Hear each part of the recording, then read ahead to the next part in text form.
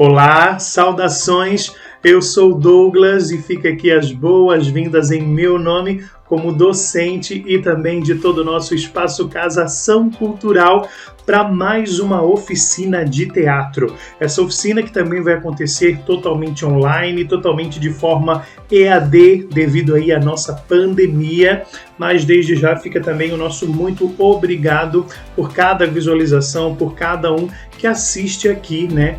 Essa nossa oficina que vai falar muito de teatro.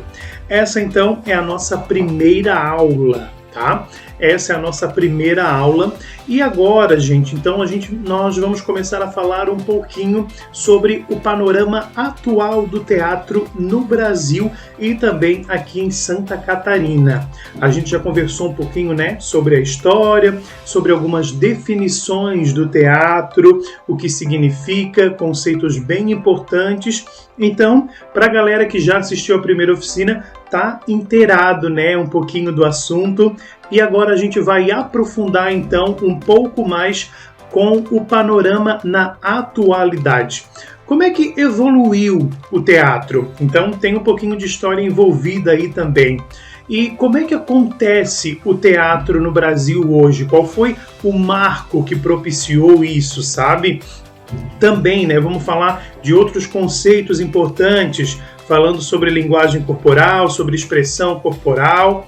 Também vamos trazer aqui algumas ideias, por exemplo, de jogos, né? Coisas que você pode fazer aí para, digamos, permitir, para realmente despertar um pouquinho esse pensamento teatral. E pode fazer isso com uma turma de amigos, pode fazer isso com a família, enfim, da forma como você melhor achar para poder, de fato, praticar o teatro sempre tão importante nas nossas vidas, né? Antes de começar, de fato, essa nossa primeira oficina, o que eu quero deixar aqui é aquele convite para você interagir com a gente. Já conhece as redes sociais do nosso Espaço Casa Ação Cultural? Então, procura aí nas redes sociais, começa a seguir para não perder nenhuma postagem. E, claro, não perder também nenhuma oportunidade. A gente lembra que sempre tem diversas oportunidades com inscrições abertas, diversas oficinas ligadas a esse universo da arte.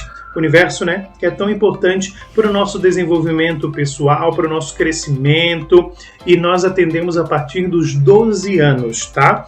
E aí, seguindo as redes sociais, você consegue conferir o endereço do nosso Espaço Casa Ação Cultural, os contatos telefônicos também, e assim tirar todas as dúvidas que você precisa para vir fazer parte aqui da nossa turma. Nessa nossa primeira aula, então, a gente vai conversar aqui um pouquinho sobre o início, né, desse panorama, sobre essa evolução. A gente viu como aconteceu o teatro no Brasil, como ele veio para o Brasil, né, com o intuito de catequizar os índios através aí dessa linguagem do corpo. Afinal de contas, ninguém conseguia se entender, né, pelo vocabulário, pelo idioma. Então tentaram pela linguagem do corpo, pela nossa linguagem corporal. Contudo, pessoal, nasceu aí, foi a arte, ela acabou se disseminando, mas o objetivo principal ali, que era a catequização, não rolou muito essa parte, mas serviu para deixar esse legado e evoluir para o teatro que a gente conhece hoje, tá? Então, pessoal, o que nós podemos trazer é o seguinte, né? O teatro, gente, ele enfrentou fortes crises políticas no nosso país, tá? Porque a gente vai ter, né, muito a questão da censura, a gente vai ter muito ainda a questão da arte apenas como entretenimento. E isso eu deixo aqui esse ponto bem frisado, que é algo bem importante para a gente tratar, é tema de diversas conversas, onde nós temos o teatro, em boa parte do nosso país, como algo de puro entretenimento. E o que eu quero dizer com isso? Teatro, gente, é uma ferramenta também de educação. Mas são poucas pessoas que conseguem enxergar essa arte dessa forma. Teatro também é educação, gente. Teatro é uma ferramenta incrível para fixar, para levar diversos conteúdos e principalmente, pensando em metodologias ativas, colocar em prática esses conteúdos. Fazer, e agora essa fala vai mais direcionada a você que é professor, para que esse aluno ele realmente pense no que ele está fazendo e contextualize o que ele está fazendo.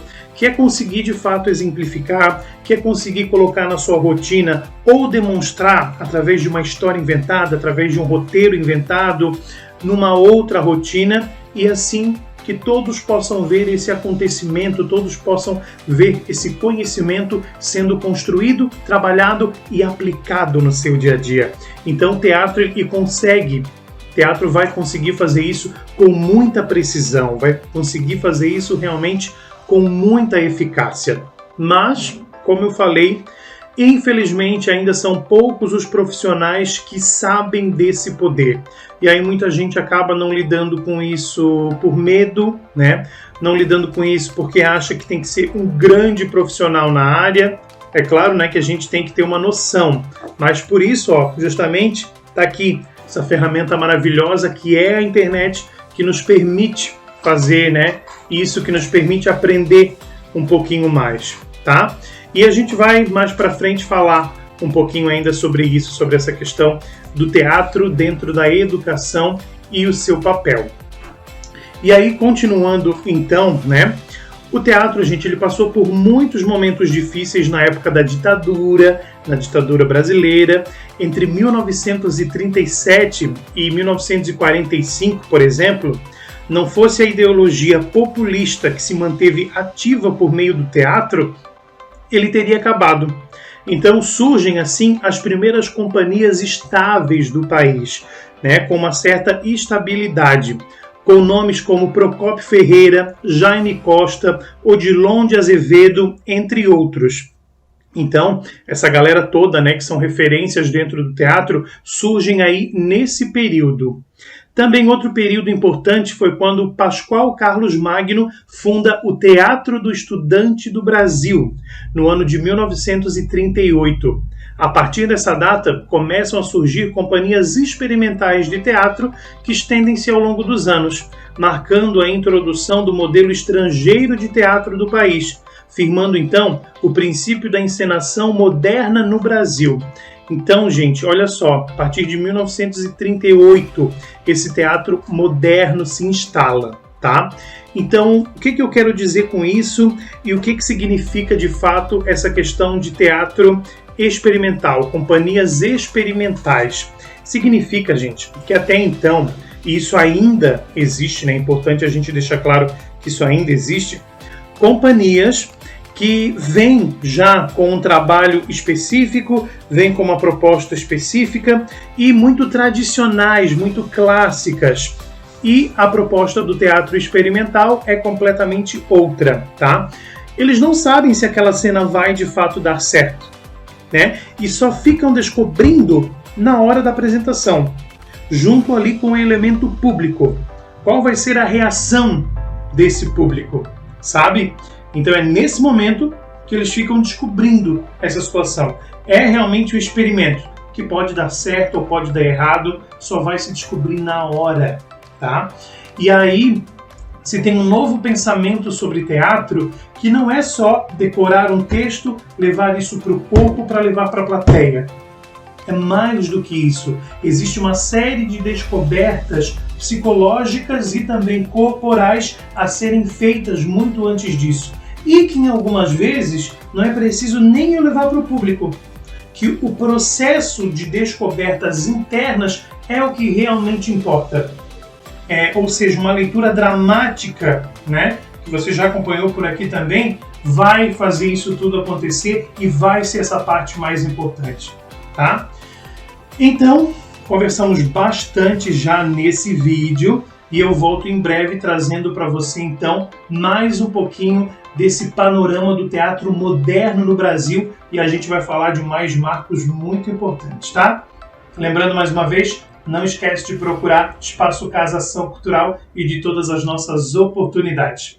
Eu sou professor do Núcleo Teatral aqui do Espaço Casa Ação Cultural, Douglas Tedesco, e em breve estou em mais um vídeo aqui com você para a parte 2 dessas nossas aulas sobre o panorama atual do teatro no Brasil.